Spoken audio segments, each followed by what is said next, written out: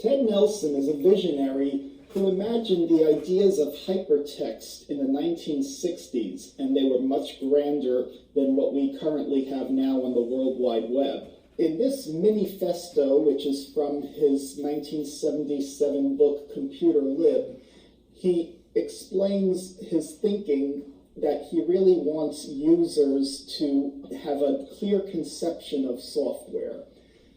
So I'm going to read the first paragraph.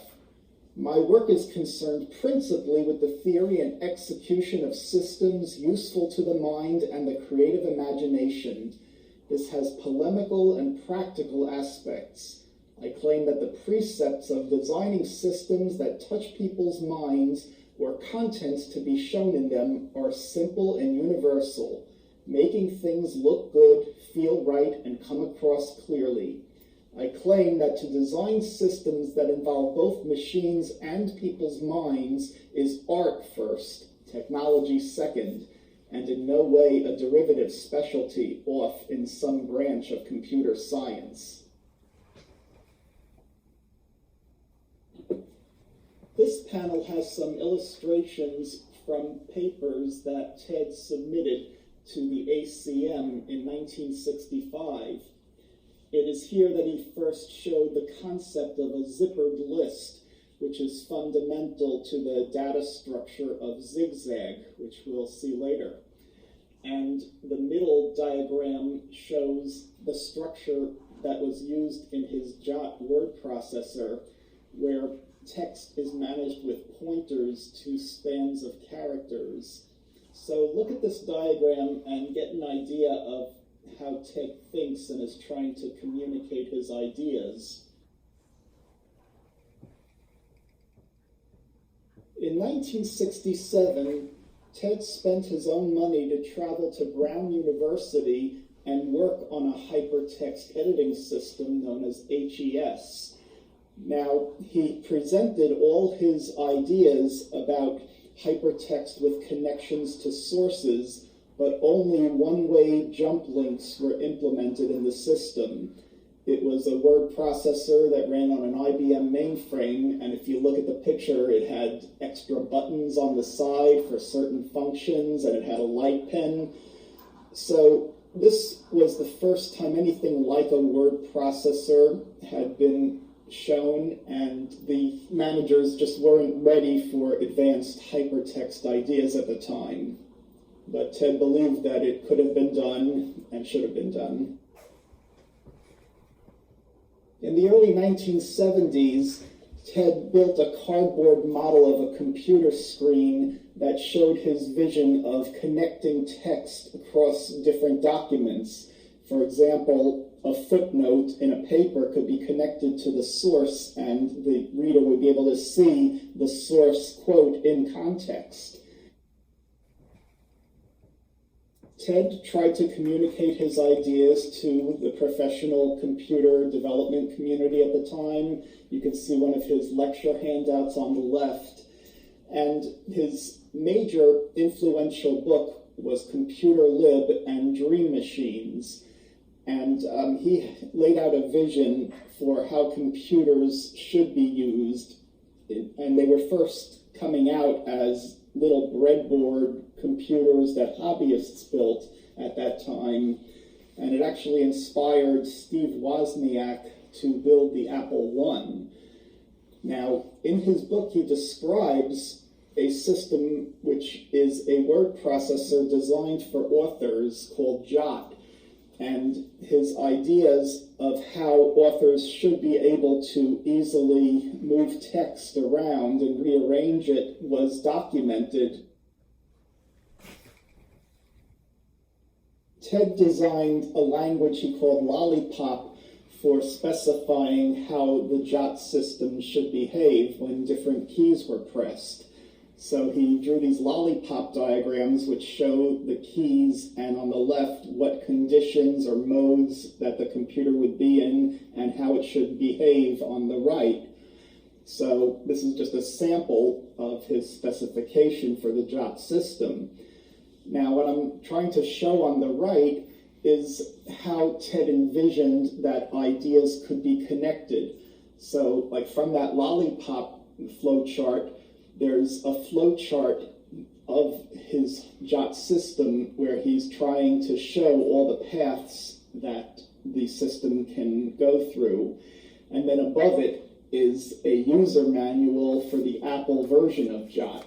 So from time perspective, the lollipop diagram is from the 1970 to 71, and then 72 is the flowchart of JOT, 1982 is the JOT user manual, and then there's an article in Creative Computing that he wrote which included information about JOT in November 1980. So this illustrates his vision of being able to connect all the sources of material together in a logical way. And on the back of this exhibit is a 1986 write-up of the Apple II version of JOT and the commands that are used. And then I made a comment about it where I found that the actual commands are different than what is printed in that document.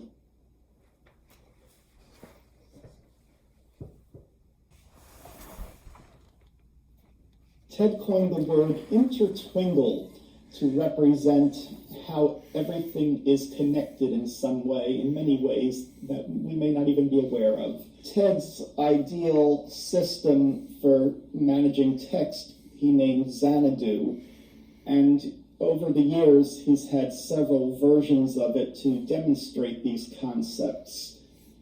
The Xanadu Classic system, which is shown here comparing the first draft and the final version of the Declaration of Independence, was a complete implementation of his ideas, and he's showing how the parts that are the same in both versions are connected and known as transclusions, and the differences are very easy to see. They're highlighted on the screen in different colors. Douglas Engelbart was a close friend of Ted's. Douglas invented the mouse and gave an impressive demo in 1968 showing how documents could be shared and edited across a network.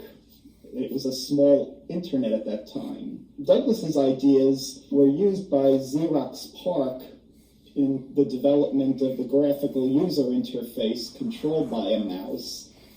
And the picture at the bottom of this panel shows how a hard drive containing a Smalltalk image of that graphic user interface was found in a dump and brought back and preserved, so you could get an idea of what the graphical user interface looked like at the time. The main idea of Ted's Xanadu system is visible connection of writing to its sources. And there are several demos that show different ways that this can be done. Currently, there are versions which implement some features of Xanadu, but not all of them, and they've been coined Ted Nelson documents. Ted's vision of the zigzag system is a way of connecting cells in multiple dimensions following rules. So it's like an extension of a spreadsheet, but it has very interesting properties for navigation and switching dimensions in and out of your view. For example, this picture shows how the monarchs of Europe can be represented in a family tree, which emerges as a result of the data in the zigzag system because of the way it is connected across several dimensions. The zigzag system also has programmability using cells which are on certain dimensions which represent functions to be applied to other cells in the system. And actually, the Xanadu space demo uses zigzag behind the scenes to implement the linking of the source documents. So thank you for your interest in this exhibit. Please pick up a handout for more information.